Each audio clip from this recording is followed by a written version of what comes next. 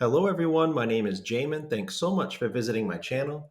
In this video, I have an Asus ROG Strix G614 model laptop. I'm going to show you how to get inside, access the fan, heatsink, CPU assembly.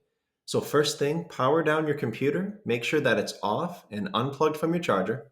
We're then going to flip your computer over to access the bottom case screws. Now this computer has 11 screws near the red arrows that need to be removed.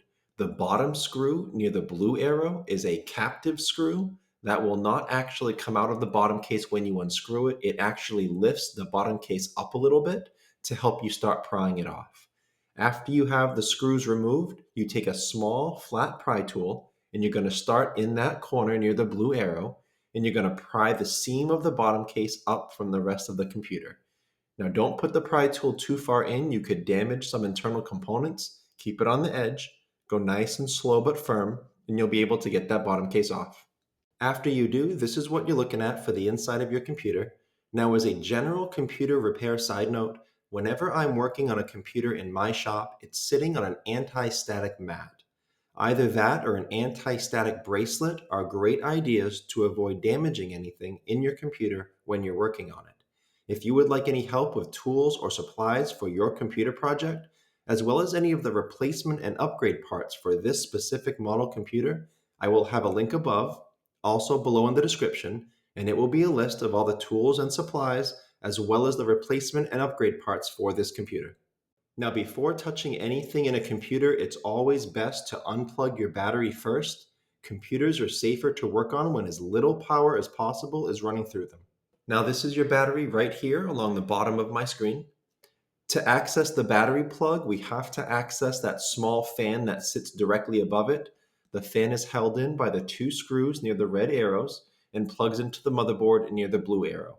Now when unplugging that fan, be very careful. Fan wires are very fragile. If you pull them too hard or incorrectly, you could damage the wire. Sometimes you could pull it right out of the plug. So be very careful. Try to use your fingernails or a pry tool to wiggle that plug out of that port instead of just pulling on it. The battery is held down by the screws near the red arrows and plugs into the motherboard near the blue arrow. Now to get that plug up, there's a metal bar right next to the blue arrow. You have to slide that bar to the right and that releases the battery plug. After that, you can pop that battery plug directly up and off of the motherboard to unplug it. There are two more fans in this computer in addition to that third smaller one we've already removed near the red arrows. They plug into the motherboard near the blue arrows. So as with most cables in a computer, please try to be careful when unplugging these fans. You can damage the wires, you can pull them right out of the plug.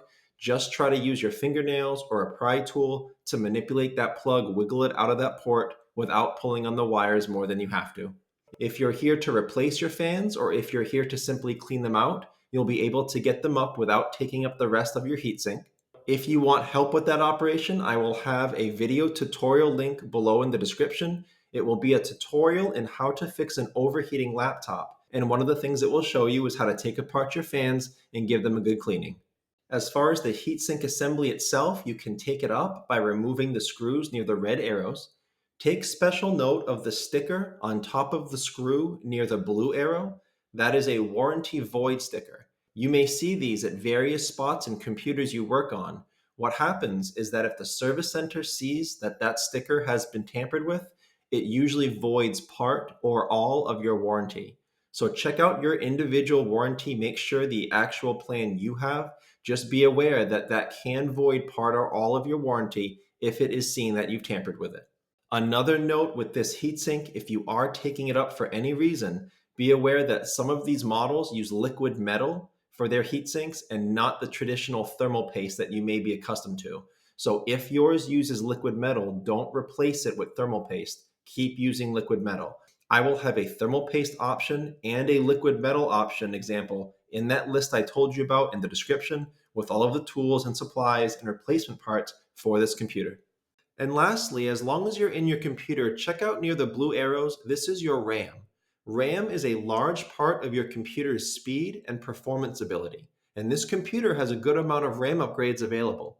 If you want more information on how to upgrade this RAM, check out the video that pops up when this one's done, and I'll explain more about that. If you have any questions, check out the FAQs below in the description. It could save you some time getting an answer. If you do need to leave me a question or comment, please feel free. I try to check those a couple times a day at least. Thanks so much for watching, everyone. I look forward to seeing you on my next video.